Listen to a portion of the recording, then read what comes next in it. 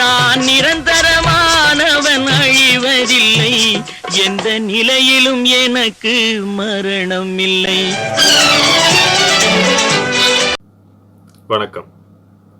இது டிஎம்எஸ் பரமரசிகர் திராவிட செல்வன் வழங்கும் கவிஞர் வைரபாரதியின் நான் ஏன் டிஎம்எஸ் ரசிகன் பாகம் 95.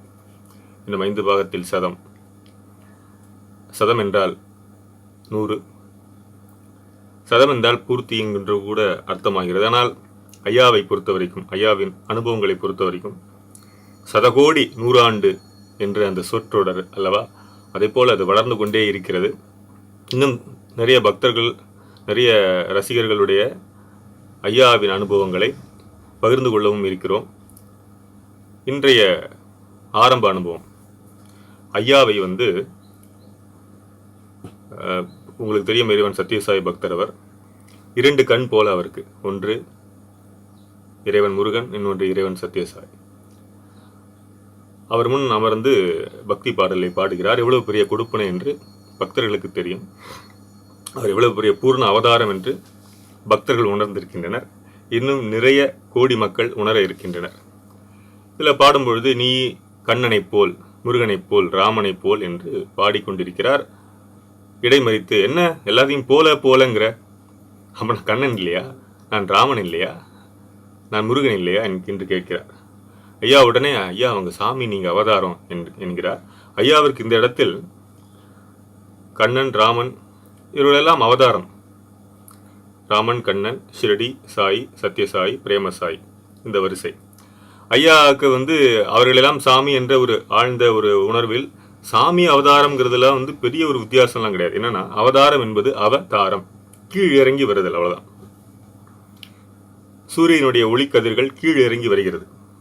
சந்திரனுடைய சந்திர பிம்ப அலைகள் கீழ் இறங்கி வருகிறது. பௌர்ணமியாக இருக்கின்ற பொழுது கீழ் இறங்கி பார்க்கடலாக, கடலை பார்க்கடலாக மாற்றி அங்கே குளிக்கிறது அல்லவா. கீழ் இறங்குதல் என்றால் தான் அவதாரம் என்று. அந்த அவதாரங்களை இறைவனாக, கடவுளாக நாம் உணர்கிறோம். அது இறைவன் என்பது உணர்வும் உணர்வு சார்ந்த இடமும். ஏற்கனவே சொன்னது போல் நெய்தல் கடலும் கடல் சார்ந்த இடமும், பாலை மணலும் மணல் சார்ந்த இடமும். அதே போல அப்படிதான் தமிழன் வகுத்து வைத்தான் 5 நிலங்கள்.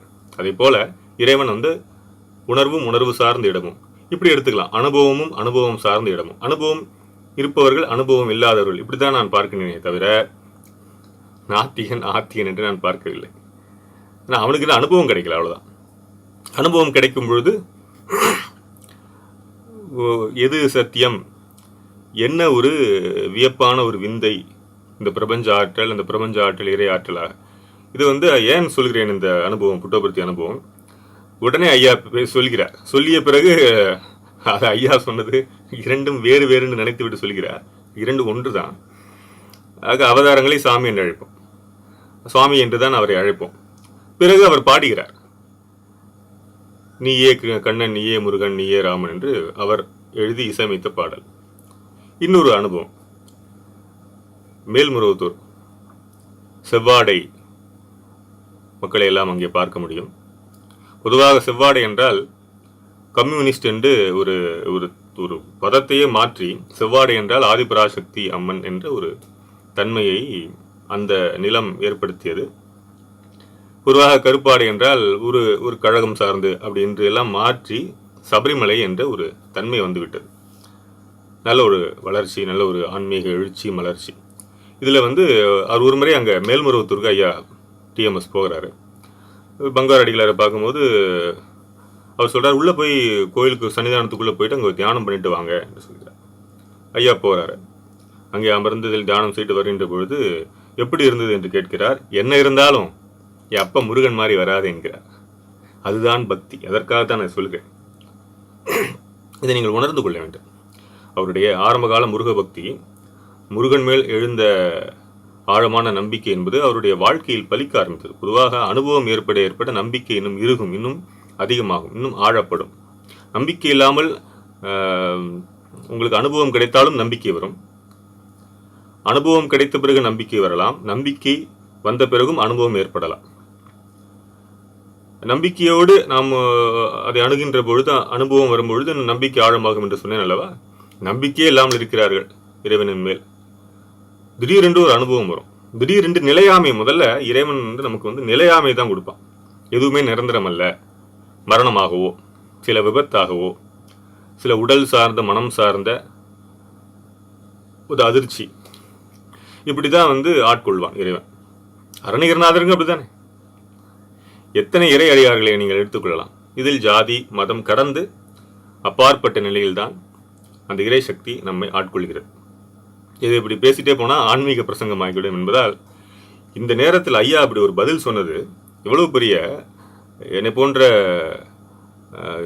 இறை பக்தர்களுக்கெல்லாம் ஆச்சரியம். காரணம், அவர் அந்த நேரத்தில் முருகனை விட்டுக் கொடுக்கவில்லை. எல்லா வடிவங்கள் தான் வேறே தவிர, விளக்குகள் தான் வேறே தவிர, ஜோதி ஒன்று என ஒரு சத்தியம் படி வடிவங்கள் தான் வேறு, ஆற்றல் ஒன்றுதான், பேராற்றல், இறை பேராற்றல். அவர் சொல்றாரு, என்னோட அப்பன் முருகனை போல இங்கே இல்லை என்கிறார்.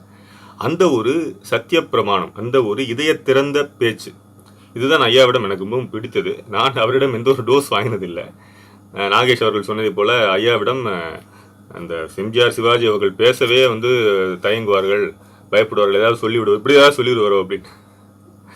ஆக என்னடா நான் அப்படிலாம் வாழ்ந்ததில் என்னுடைய அன்பையோ ரசனையோ அவர் புரிந்திருக்கலாம்.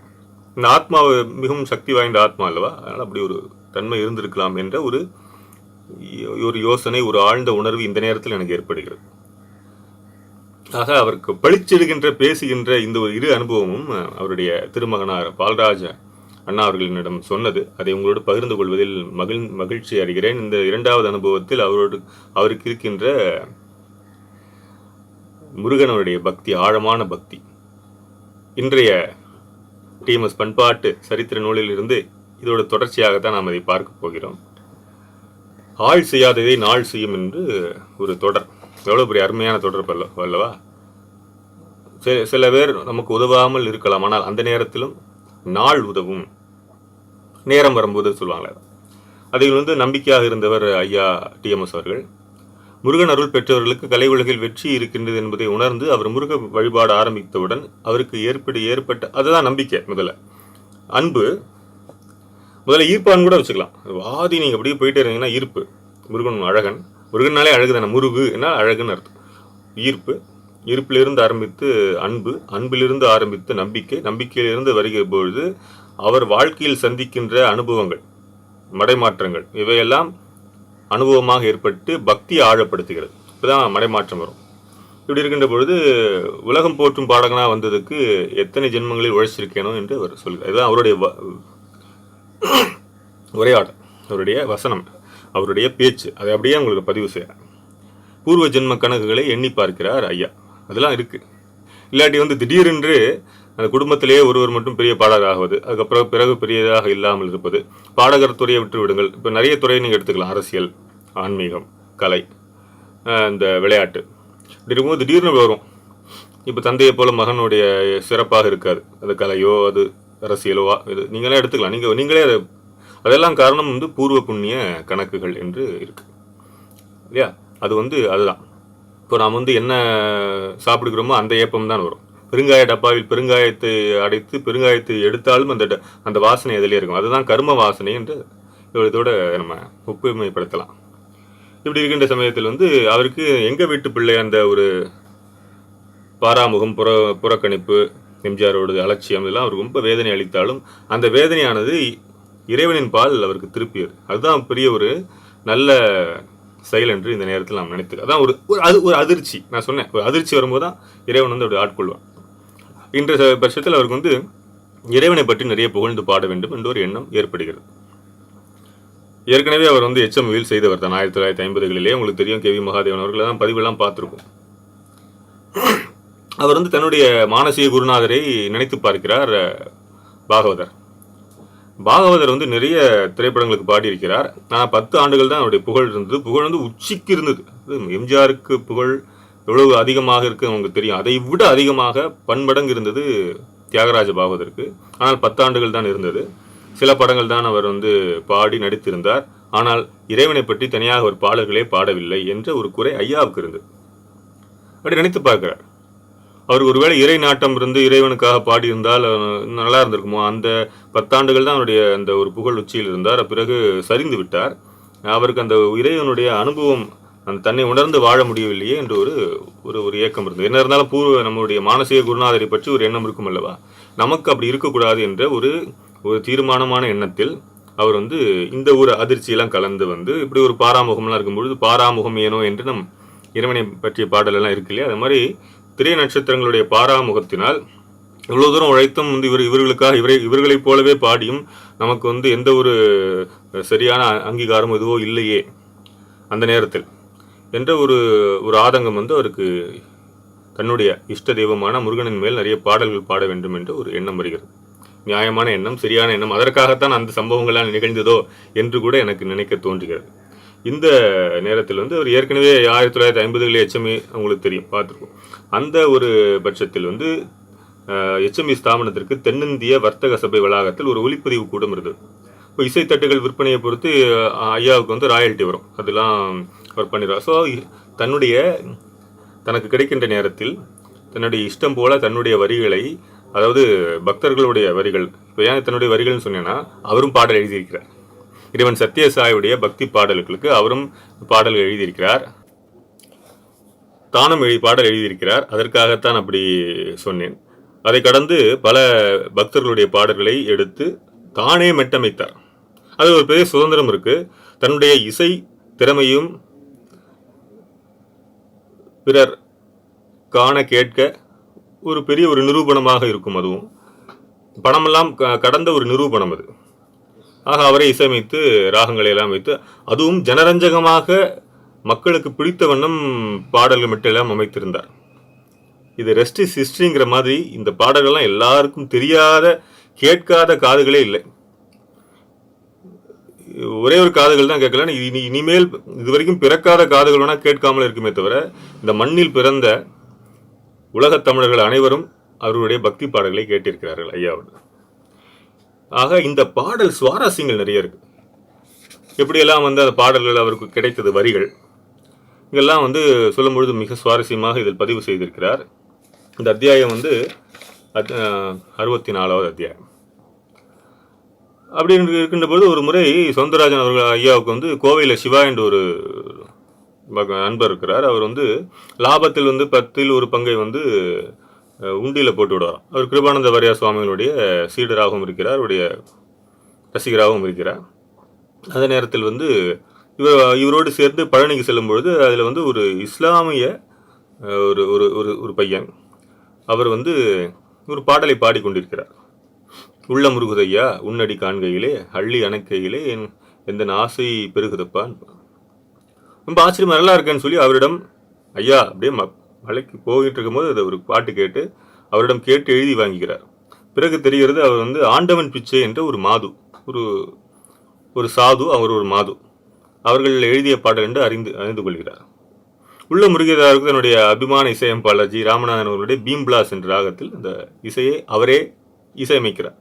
இதுதான் நான் சொல்றேன், ஐயா வெறும் பாடகர் மட்டுமல்ல, நடிகர், அந்த கதாபாத்திரமாகவே வாழ்ந்தவர், மாபெரும் இசையமைப்பாளர்.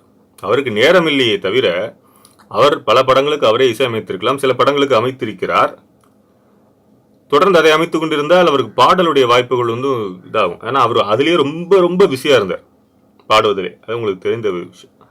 அவர் பீம்பிளாஸ் ராகத்தில் ரொம்ப அற்புதமாக, அதி அற்புதமாக அந்த பாடல் இருந்தது. நாங்களாம் சின்ன வயசுல கேசட்டில் கேட்போம், வீட்டில் கேசட் இருக்கும், கோயிலில் அப்படியே கேட்கறது உண்டு. அப்படி இருக்கும். பக்தியை வளர்த்தது என்பது இசை வளர்த்தது, கலை வளர்த்தது. நாட்டியமாக இருக்கலாம், இசையாக இருக்கலாம், பாடல்கள், அதாவது கவிதை, அதெல்லாம் இருக்கலாம். அதெல்லாம் பக்தியை வளர்த்தது. பக்தியை வளர்ப்பதற்காகத்தான் கோவில் அமைந்தது. அந்த பக்தியோடு சேர்ந்து கலை வளர்ந்தது, அந்த பக்தியோடு சேர்ந்து மொழி வளர்ந்தது. நம் தமிழ் மொழிக்கு பக்தி இலக்கியங்கள் செய்த தொண்டு எந்த தனி மனிதனும் செய்ததில்லை, எந்த அரசியல் சார்ந்த தனி மனிதனும் செய்ததில்லை. இது மேலே ஆழமாக அதுக்கு நான் போக விரும்பல. பக்தி இலக்கியங்கள் செழுமையாக தமிழ் வளர்த்தது என்றால் இருவேறு கருத்துக்கு இடமே இல்லை. அதில் ஒருவராக ஐயா பெரிய ஒரு தொண்டாட்டி இருக்கிறார் என்றால் அது மிகையே இல்லை. தமிழுக்கும் பக்திக்கும் இரண்டும், இசைக்கும் இரண்டும் குழைத்த அந்த தொண்டை இறைவனுக்கு ஆற்றியிருக்கிறார். அதுதான் ஒரு ஆத்ம திருப்தி. நான் நிறைய பாடல்கள் எழுதி கொண்டு வருகிறேன் இறைவன் அருளால். தனிப்பாடல்கள் சரி, வர்த்தக ரீதியாக இந்த அட்வர்டைஸ்மெண்ட் சாங்ஸ்லாம் இருக்கும், தனி ஆல்பம் சொல்லியாச்சு, திரைப்பாடல்கள் சொல்லியாச்சு. இதை கடந்து இறைவனுக்கு எழுதுகின்ற போதுதான் பாடல் நமக்கு ரொம்ப சிறப்பமாக தான் சன்மானம் வரும் பொதுவாக. ஆனால் அதில் ஆத்ம திருப்தி இருக்கிறது. ஆத்ம திருப்தி, இதயத்தினுடைய பூரிப்பு, அது ஐயாவால் உணர்ந்திருக்கிறாரு. நான் உணர்ந்திருக்கேன், உணர்ந்து கொண்டே இருக்கிறேன். எப்படி வெளிப்படுத்துறது? மொழிகளெல்லாம் அதை வெளிப்படுத்தவே முடியாது. அவ்வளவு ஆத்ம திருப்தி. இப்போ கூட இறைவன் சத்யசாய அவதாரத்துக்கு பிறகு சத்யசாயுடைய அடுத்த அவதாரமான பிரேமசாய்க்கு நிறைய பாடல்கள் எழுதி கொண்டு பாடிக்கொண்டு வருகிறேன். கரோக்கி என்ற ஒரு என்னாலான, அது அவருடைய சங்கல்பம், இறைவனுடைய சங்கல்பம். ஏன் சொல்கிறேன்? இதெல்லாம் அவ்வளவு ஆத்ம திருப்தியாகும். நம்மை ஒரு சிறு கருவியாக இறைவன் பயன்படுத்துகிறார். அதை போலவே பெரிய கருவியாக ஐயாவை பயன்படுத்தி இருக்கிறார். அதுதான் இங்க பெரிய ஒரு ஆச்சரியமான விஷயம். இதுல ஒரு தொடர்ச்சியாக அவர் அடுக்கி கொண்டு வருகிறார். இந்த உள்ள முருகுதையா பாடல் அவ்வளவு தூரம் எல்லாருக்கும் சென்று சேர்ந்தது. பிறகு இலங்கை கவிஞர் இனுவில் வீரமணி மயிலை வீரமணி அவர்கள் இனுவில் வீரமணி அவர்கள் மயிலை கற்பகாம்பாள் அம்மா பற்றி ஒரு பாடல் எழுதியிருக்கிறாரு. நானும் என்னுடைய தந்தையாரும் அங்கே ஒரு முறை சென்றிருக்கும் போது என்னுடைய தந்தையார் அந்த பாடலை நினைவுபடுத்த, அவர் என்னுடைய தந்தையார் தாளத்தை விரைவு இசையாக பாட, அப்படி பாடக்கூடாது என்று, அந்த வயது எனக்கு தெரிஞ்சப்போ 89 வயது இருக்கும், கிட்டத்தட்ட 91 வரை, இப்படி பாடக்கூடாது என்று சொல்லி நிறுத்தி நிதானமாக அதே பாவத்தோடு பாடினார். அந்த வயதிலும் அன்னும் அந்த பக்தியா அப்படியே இருந்தது. ஆச்சரியமாக கண்களை மூடிக்கொண்டேன். அந்த புகைப்படம் கூட இருக்கிறது முகநூலெல்லாம் நீங்கள் பார்க்கலாம். அப்படியே கண்களை மூடிக்கொண்டிருந்தேன். நமக்கு வேற ஒன்றும் சொன்ன என்ன பண்ணணும்னு தோணல. அந்த நேரத்தில் அவ்வளவு தூரம் அந்த பக்தி பூர்வமாக அவர் பாடினார். 89, 90 வயதிலும் கூட. அதுதான் இங்கே பெரிய ஒரு ஆச்சரியம். அந்த பாடலை ஆனந்த பைரவி, கல்யாணி, பாகேஸ்வரி, ரஞ்சனி என்ற ராகங்களில் எல்லாம் அவர் அமைத்து வைத்திருந்தார். இது பெரிய இசை ஜாம்பவான், செம்மங்குடி எல்லாம் பாராட்டு பெற்றதான். பொதுவாக இந்த கர்நாடக சங்கீதர்கள் சில பேருக்கு சினிமா பாடல்ங்கிறது சாதாரண விஷயம் இல்லை. கர்நாடக இசையிலேருந்து நீங்கள் இந்த ராகத்தை எப்படி வேணா பாடிட்டே இருக்கலாம். அதில் பக்தி வரணுங்கிறதுலாம் அவசியம் இல்லை. எனக்கு தெரிந்து பக்தியெல்லாம் கடந்தவர்கள் ஸ்வரங்களில் தான் கவனித்து பாடுவார்கள். இன்னும் சிலருக்கு பக்தி பூர்வமாகவும் பாடுவார்கள். இதையெல்லாம் கடந்து ஒரு டைம் லிமிட் தான் இருக்கும். 3 நிமிஷம், 4 நிமிஷம், 5 நிமிஷம், 6 நிமிஷம், அவ்வளோதான் பாடல்களே. அதற்குள்ளாக தாளத்திற்குள்ளாக பாட வேண்டும். இதில் தனி ஆவர்த்தனம் இதெல்லாம் இருக்கும் கர்நாடக சங்கீதத்தில், அதெல்லாம் அங்கே கிடையாது. ஆக ஒரு தண்டவாளத்தில் ஏன் திருப்பி அந்த இது சொல்கிறேன்னா, அவ்வளோதான், அந்த லிமிட்டட் இதுக்குள்ளே தான் நம்ம போயாகணும், பயணம் செய்தாக வேண்டும். இந்த மெட்டுக்குள்ளே தான் எழுத வேண்டும். அப்படிலாம் இருக்கும்போது இதுதான் மிகவும் கடினமான ஒரு சேலஞ்சிங்கான ஒரு கலை என்பது திரைப்பாடல், இல்லை அதே பாணியில் வருகின்ற பக்தி பாடல் என்று நாம் எடுத்துக்கொள்ளலாம். தனியாக கர்நாடக சங்கீதமாக இல்லாமல் ஸ்வரங்களை நாம் சாகசமாக பந்தடி தூக்கி போட்டு விளையாடுற மாதிரி ஸ்வரங்களை தூக்கி போட்டு விளையாடுவது பக்தி பாடல்கள் பெரிதாக இருக்காது. அந்தந்த இடத்துல ஒரு 2, 3, ஒரு 10 செகண்ட், 20 செகண்டுக்கு வரலாம். ஆனால் அதையெல்லாம் கடந்து பக்தி தான் அங்கே பிரதானமாக இருக்கிறது அல்லவா? அதில் ஐயா பக்தியில் தோய்ந்தவர் என்ற ஒரு எடுத்துக்காட்டும் நாம் இந்த நேரத்தில். அதில் என்னென்ன பாடலாம்னா, முருகா என்று அழைக்கவா என்ற பாடல் செஞ்சுருட்டியில் இயற்றியவர் கனககிருஷ்ணன். அதுபோல் முருகாணி வர வேண்டும், அது சுத்த சாவேரி என்ற ராகத்தில் NS சிதம்பரம் ஐயா எழுதியது. யாரெல்லாம் குறிப்பு இது பண்ணுறாங்க. முருகா எனும் நாமம் பெஹாக் ராகத்தில் நெமிலி எழில்மணி அவர்கள் எழுதியது. கற்பனை என்றாலும் உங்களுக்கு தெரியும், இந்த நம்ம காவிய கவிஞர் வாலி அவர்கள் எழுதியது. அவர் போஸ்ட் கார்டில் எழுதி அனுப்புகிறாரு. அதை பார்த்து அதை ஐயா கம்போஸ் பண்ணுறாரு. இவெல்லாம் என்ன எழுதுறான் என்றெல்லாம் அவர் யாரையும் எதையுமே நினைத்ததில்லை, எண்ணியதில்லை. சிறப்பாக இருந்தால் வரிகளை அப்படியே எழுதிக்கொண்டு பாடுகிறார். அண்ட் அவருக்கு ராயல்ட்டி வரதில் அதெல்லாம் கொடுப்பார். அவருக்கே அதெல்லாம் முடிஞ்சு விற்ற பிறகுதான் அதெல்லாம் வரும். ஏற்கனவே பார்த்தோம். அழகின்ற சொல்லுக்கு முழுகா அந்த பாடல் கோவை கூத்தன் எழுதியது. பீம்பிளாஸ் ராகம். அதே நம்ம இசை மகா ஞானி நம்ம இவருடைய அவரை ஆதரித்த ஆரம்ப கால மூத்த இசையமைப்பாளர்கள் அவருக்கு பிடித்த ராகம் என்று ஏற்கனவே பதிந்திருந்தோம். ஜி ராமநாதன் அவருடைய பாடல். இது எனக்கு மண்ணானாலும் திருச்செந்தூர் மண்ணாவேன் தமிழ் நம்பி அவர்கள் எழுதியது சிந்து பேரவி ராகம். எந்தன் குரலில் இனிப்பதெல்லாம் கந்தன் குரலே குழந்தை வேலன் அவர்கள் எழுதிய பாடல். உனை பாடும் தொழிலன்றி வேறு இல்லை, என்னை காக்க உனையன் இன்றி யாரும் இல்லை. முருகா முருகா. அவர் முருகா என்று உச்சரித்தால் முருகனுக்கே பிடிக்குங்கிறது. அதை தாண்டி அந்த முருகா என்ற சொல் ரொம்ப அழகா ரொம்ப இனிமையா இருப்பது வந்து ஐயா முருகா என்று சொல்லும் பொழுதுதான். நீங்க கவனித்திருக்கலாம் தெரியல. எனக்கு 2 முருகா ரொம்ப பிடிக்கும். ஒரு முருகா வந்து கேபி சுந்தராமல் அம்மா சொன்னா ரொம்ப பிடிக்கும். இன்னொரு முருகா ஐயா சொன்னா ரொம்ப பிடிக்கும். அதை கடந்து அப்படி கொஞ்சம் அப்படி யோசித்து பார்த்தால் வேற யார் முருகான்னு சொன்னா ரொம்ப நான் இதயம் திறந்து பேசுகிறேன். இப்படி யார் அப்படிடா சொன்னா பிடிக்கும்போது பித்துக்குளி முருகதாஸ் ஐயா சொன்னா ரொம்ப பிடிக்கும். அவர் அற்புதமா அப்படி லைத்து போய் பாடுவார். சீர்காழி ஐயாவும் பிடிக்கும். அதுல இருந்து இருவேறு கருத்து இல்லை. ஆனால் அது பிரதானமா நமக்கு வருகிறது வந்து ஐயா டிஎம்எஸ், அம்மா கேபிஎஸ். பாருங்க ரைமிங்கா இருக்கு, கேபிஎஸ் டிஎம்எஸ். அடுத்தது பித்துக்குளி முருகதாஸ், இஸ்ல முடியுது பாருங்க. அதுவும் ஆக ரொம்ப அற்புதமான பிறவிகள், தெய்வ பிறவிகள் அவர்கள்லாம். இதெல்லாம் இருக்கும்பொழுது இதில் வந்து சில பாடல்கள் வளர்ந்த பாட்டிலே பல பாடலாசிரியர்கள்லாம் அவர் அறிமுகம் செய்து வரும்போது சில ஆண்டுகளுக்கு முன் குழந்தை வேலன் வந்து பழனியில் இருப்பதாக கேள்விப்பட்டு அங்கே செல்கிறார். அவர் வந்து ஒரு துறவியாகி அங்கு இருக்கிறார் பழனியில். பாருங்கள், ஒருவருடைய ஒரு ஒரு பாடலாசிரியராக ஐயா தான் அறிமுகப்படுத்துகிறார் இவர்களை எல்லாம். பக்தியின் பழுத்த பழமாகி அங்கே பழனிக்கே சென்று விட்டு அவர் துறவியாக அங்கே இருக்கிறார். பல ஆண்டுகள் முன் பின்னோக்கி அவரை பார்த்தோன்னா ஒரு ஃப்ளாஷ்பேக் வரும்போது என்னன்னா, சென்னை நியூ உட்லாண்ட்ஸ் ஹோட்டலில் செர்வராக குழந்தைவேலன் அவர்கள் வந்து பணியாற்றுகிறார். அதில் வந்து அவர் மற்ற செர்வர்களை விட ஒரு வித்தியாசமாக இருப்பாராம். பட்டை போட்டு ரொம்ப நீட்டாக ரொம்ப கிளீனாக பவ்ய பக்தியோட வருகிறவர்களை வரவேற்பதில்லை, எல்லாமே வித்தியாசம் காணும்போது அவர்கிட்ட பேசும்பொழுது அவருடைய தனி அறைக்கு செல்கிறார்.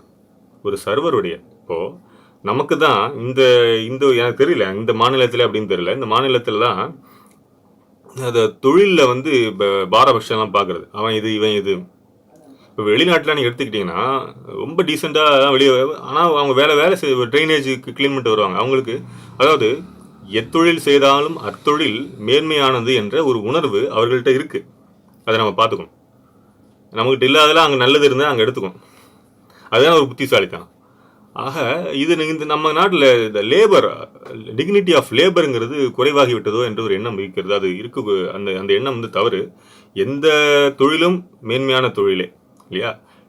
கைத்தொழில் ஒன்றை கற்றுக்கொள், கவலை உனக்கு இல்லை, ஒத்துக்கொள் என்ப நாமக்கல் ஐயா கவிஞர் வரியை போல என்ற ஒரு தன்மையில் அவர் வந்து அவருடைய இப்போ நான்ப்பா செர்வர் இதுக்கே போயிட்டு செர்வர்னா அவருடைய தொழிலை செய்கிறார், ஐயாவுடைய தொழிலை செய்கிறார். இது ஒரு பப்ளிக், ஐயாவோடது வந்து ஈஸியாக ரீச் ஆகிற பப்ளிக்கான தொழில், ஒரு புகழ் கிடைக்கக்கூடிய தொழில், அவ்வளோ. ஆக அதெல்லாம் ஐயா நினைக்கவே இல்லை என்பதற்காக இதெல்லாம் சொல்கிறேன்.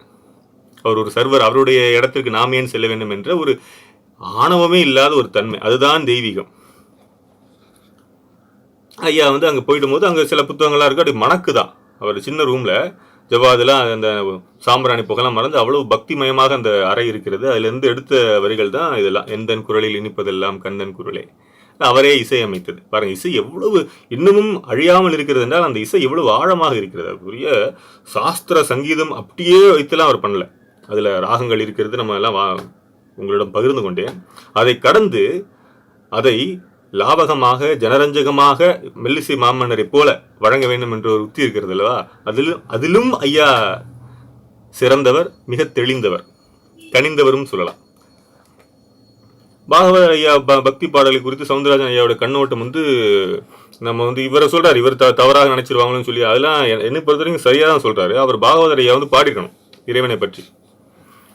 படத்துல சில பக்தி கலந்த பாடல்கள் எல்லாம் அந்த தீன கருணாகரணி நடராஜா வந்திருக்கு இல்லையா, சிலது வந்திருக்கு. அதை கடந்து அவர் தனியாக தனி பாடல் சொல்லக்கூடிய ஆல்பம் வந்து அவர் ரிலீஸ் பண்ணவே இல்லை. அவருக்கு தோணலையா இல்லை அமையல். அது இறைவனுடைய சங்கல்பம் அமைந்தால் மட்டுமே அது அமையும். சிறு புல்லும் அவனுடைய அனுமதி இன்றி அசையாது, அவனுடைய அனுமதியோடே அசையும் என்ற ஒரு ஆழமான ஒரு உணர்வு வந்து உங்களுக்கு ஆழமாக வாழ நீங்களே உணர்ந்து இதயத்தோடு வாழ நீங்கள் உணர்ந்து கொள்வீர்கள். ரொம்ப அப்படியே நீங்கள் தியானத்தில் லயித்து போகும்போது உங்களுக்கு தெரியும் இந்த உடல் இயக்கங்கள், இந்த உள்ள இயக்கங்கள் எல்லாம் நீங்கள் வந்து எதுவுமே செய்யலைன்னு உங்களுக்கு புரியும். இந்த ஒரு அற்புதமான பாடல்களை எல்லாம் நினைக்கும் பொழுது ஐயா வந்து எப்படியெல்லாம் அந்த பாடல்களை வந்து பல பாடலாசிரியர்கள்லாம் அவரிடம் வந்து அணுகி இந்த பாடலெல்லாம் பாடுங்க ஐயா என்று சொல்லும் பொழுது ஐயா வந்து முகம் சுளிக்காமல் அதை பார்த்து நன்றாக இருந்தால் அதை வந்து பாடலாக இசை அரங்கேற்றி எனக்கு சொல்லியிருக்கார் ஐயா. என்னுடைய இறைவன் சத்யசாயோடைய மகாகாவியமான ஸ்ரீசாய் மகாகாவியத்தை வாசிக்கும் பொழுது நல்லா இருக்கேன் இந்த வரியெல்லாம், எனக்கு முன்னாடி மாதிரி தெம்பு இருந்தா நான் இசையமைத்து பாடுவேன் என்றார். அந்த ஒரு வரியே, அந்த ஒரு வாசகமே, அந்த ஒரு சொல்லே எனக்கு போதுமானதாக இருந்தது. அப்போ ஐயா சொல்லும்போது எனக்கு 88 வயசு, அவருக்கு 80 இருக்கும், கண்டிப்பா இருக்கும். பாருங்க, நான் கொஞ்சம் சீக்கிரம் பிறந்திருக்கலாம், அது இறைவனுடைய தீர்மானம். இப்பதான் பிறக்கணும். அவரை பார்த்ததே ஒரு பெரிய ஒரு கொடுப்பனையாக நினைக்கிறேன். அவர் பழகியதெல்லாம் வந்து அடுத்ததுதான். பார்த்தாச்சுலப்பா என்றெல்லாம் அவர் சொல்லியிருந்தா கூட நான் சரி ஐயா சொல்லிட்டாரு, அவருக்கு ஏதோ இடைஞ்சலா இருக்குன்னு நினைச்சிருக்கலாம். ஆனால் அப்போ பாடலாசிரியனும் இல்லை, ஒரு சாதாரண ஒரு ஒரு இளைஞன். 2 பக்தி புத்தகங்களை எழுதியிருக்கிறேன் இறைவன் சத்யசாய் பற்றி, அவ்வளவுதான். திரைப்படத்திற்கு பாடல்கள் இதெல்லாம் இதில் மாதிரி யூடியூப் சேனல் 300-500 வீடியோலாம் இருக்கு, பண்ணியிருக்கேன். அதெல்லாம் வந்து உதவியாக செய்யவில்லை. ஆனாலும் என்னையும் பொருட்டாக ஒரு ரசிகனாக ஏற்றார் அல்லவா, அதிலேயே அவருடைய இறைவனின் மேலான பக்தியை வெளிப்படுகிறது. பக்தினா என்னங்க? ஆணவம் இல்லாமல் இருத்தல், திறந்திருத்தல், கனிந்திருத்தல், பக்குவமாக இருத்தல், எல்லோரையும் அரவணைத்தல், ஜாதி மதம் எல்லாத்தையும் கடந்து அரவணைத்தல். ஒரு இஸ்லாமிய ஒரு பையன் வந்து பாடுறாரு பழனியிலனா, அவன்கிட்ட எதுக்கு போனான் என்றெல்லாம் அவர் நினைக்கவில்லை. நல்லா இருக்க பாட்டு, அவன்கிட்ட போய் அவர் கேட்டு எழுதுறாரு. அதுக்கப்புறம் அந்த பாடல் யாரு, அது வந்து ஒரு மாது எழுதியிருக்காருலாம். அதுக்கப்புறம் வந்து இந்த பாட்டிலே, அந்த உள்ளமுருகுதையா பாடலே வந்து கற்பகாம்பாள் நம்ம காளிகாம்பாள் கோயிலில் வந்து கல்வெட்டா எழுதி வச்சிருக்காங்க, நம்ம பார்க்கலாம். இப்போவும் ஏன் சொல்றேன்னா, இவ்வளவு தூரம் அவர் வந்து ஆத்மார்த்தமாக தன்னுடைய தொழிலில் அவர் இருந்தாருங்கிறத தாண்டி பக்தி பாடல்களிலும் இருந்தார். பக்தி பாடல் அவருடைய குரல் தான். அவர் யாருக்காகவும் எதற்காகவும் எந்த சூழ்நிலைக்காகவும் அவர் குரலை அதில் மாற்ற வேண்டிய அவசியம் இல்லை. ஆக எந்த வகையிலும் எல்லா கோணங்களிலும் அவருடைய குரல் இனிமையாகவே இருந்தது. எந்த ஸ்தாயிலும், உச்சியில் சென்றாலும் கீழே சென்றாலும் நடுவில் பாடினாலும் எப்போதும் இனிமையாகவே இருந்தது. அதை கடந்த அவருடைய இதயம் இனிமையாக இருந்தது. ஒருவருடைய குரல் இனிமையாக இருப்பது என்பது இறைவனுடைய அருள், கடுமையான பயிற்சி, இப்படிலாம் நீங்க சொல்லலாம். இதயமும் இனிமையாக இருக்க வேண்டும். இதற்காக தான் இந்த பதிவே. இதுக்கு மாங்குன்னு ஒவ்வொரு நாளும் அவரை பற்றி நாம் வந்து பகிர்ந்து கொள்ள வேண்டும். என்ன, இதயம் இனிமையாக இருக்க வேண்டும், அதற்கு பக்தியும் உதவும், அதுல சந்தேகமே கிடையாது. பக்தி தான் உங்களுக்கு பக்குவம் தரும். வெளியரிசி வாழ்க்கையை நினைத்து சலிப்பு எரிச்சல் தான் வரும், பக்தி பக்குவம் தரும். ஆக அப்படி ஒரு பக்குவம் வந்து அவருக்கு வந்து பைய வருகிறது ஐயாவுக்கு. அதனுடைய வெளிப்பாடுகள் தான் இந்த பாடல்கள் இல்லையா. ஆக இந்த நேரத்தில் அற்புதமான பாடல், இந்த பதிவில் ஒரு பாடல் தான், உயிரோட்டமான பாடல், எனக்கு ரொம்ப மிகவும் பிடித்த பாடல். கோயில் அடிக்கடி இந்த பாடல்ல வேற ஒரு பாடல் பாடுவேன், ஐயாவோட பாடல் தான், முருகா தான். அது அற்புதமான பாடல் அல்லவா. அந்த ஆல்பத் சீரியஸ்ல எனக்கு ரொம்ப பிடித்த பாடல், இப்போ அரங்கேற போகிற பாடல். அதை கடந்து ஒரு பாடலும் கோயில் அடிக்கடி பாடிக்கொண்டிருப்பேன். நான் கோயிலில் வந்து இந்த சிச்சுவேஷன் முன்னாடி, கொரோனாக்கெல்லாம் முன்னாடி கோயிலுக்கு செல்வேன் அடிக்கடி. செவ்வாய் சனி என்றெல்லாம் இங்கே சைதாப்பேட்டையில் வந்து முருகன் கோயில் இருக்கிறது. செங்குந்தன் கோட்டம் என்று செங்குந்த சமுதாயம் அவர்கள் இந்த முருகனுக்கு ஒரு கோயில் கட்டியிருக்கிறார்கள். ஒரு 500-600 வருடங்களுக்கு முன்னதாக இருக்கும். அருமையான ஒரு வைப்ரேஷனான கோவில், அதிர்வலைகள் நிறைய நிரம்ப இருக்கும். அதில் வந்து ரொம்ப அற்புதமாக எனக்கு ஒரு பாடல், மிகவும் ரொம்ப பிடித்த பாடலை, ஐயாவுடைய பாடலை பாடுவேன். சொல்லாத நாளில்லை சுடர்மிகு வடிவேலா, சுவையான அமுதே செந்தமிழாலே, உன்னை சொல்லாத நாளில்லை சுடர்மிகு வடிவேலா, சுடர்மிகு வடிவேலா, வடிவேலா, இன்பமும் துன்பமும் இணைந்த என் வாழ்வில் இணையில்லா நின் திரு புகழினை நான் பாட, அன்பும் மரநெறியும் அகமும் புறமும் நாட, ஹரஹர சிவசுதமால் மருகா என அனுதினம் ஒரு முறையாகினும் உன்னை சொல்லாத நாளில்லை. சுடர்மிகு வடிவேலா சுவையான அமுதே செந்தமிழாலே. கல்லாதேளியோரின் உள்ளம் ஒரு ஆலயமோ, கல்லாத எளியோரின் உள்ளம் ஒரு ஆலயமோ, கழலாறு படை வீடும் நிலையான ஜோதி உன்னை சொல்லாத நாளில்லை. சுடர்மிகு வடிவேலா சுவையான அமுதே செந்தமிழாலே என்ற ஒரு அற்புதமான பாடல். கல்லாத எளியோரின் உள்ளம் ஒரு ஆலயமோ என்ற அந்த சந்தம், அந்த அந்த இடம் இருக்குல்ல, அது முன்னாடி வரும் பின்னாடி வரும் மாற்றி பாடிவிட்டேன். அது வந்து அந்த அந்த அந்த அந்த உருக்கிற ராகம், அந்த உருக்கிற பாணி, அந்த உருக்கிற தன்மை ஐயாவினுடைய குரலை கடந்து வேறு யாருடைய குரலிலும் இல்லை என்பதுதான். சில பேர் பாடினால் வந்து ராகத்துடைய பிரபாவம் தெரியும், ராகத்துடைய அப்பா எனப்பா எப்படி பாடுறாரப்பா அப்படின்னு தெரியும். ஆனால் அதில் பக்தி இருக்குமா என்றால் நாம பாட்டை பார்ப்போம்.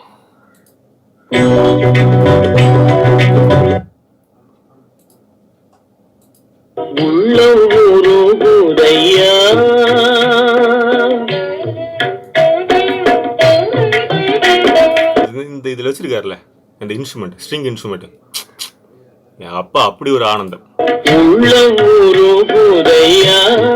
முருகா உன்னடி காண்கையிலே,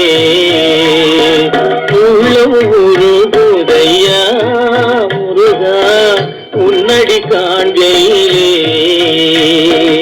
அள்ளி அணைத்திடவே, அள்ளி அணைத்திடவே. முழுதா நீங்கள் கேளுங்கள். நான் ஏன் டிஎம்எஸ் ரசிகன் தொடரும் தொடர்பில் இருங்கள். நன்றி, வணக்கம்.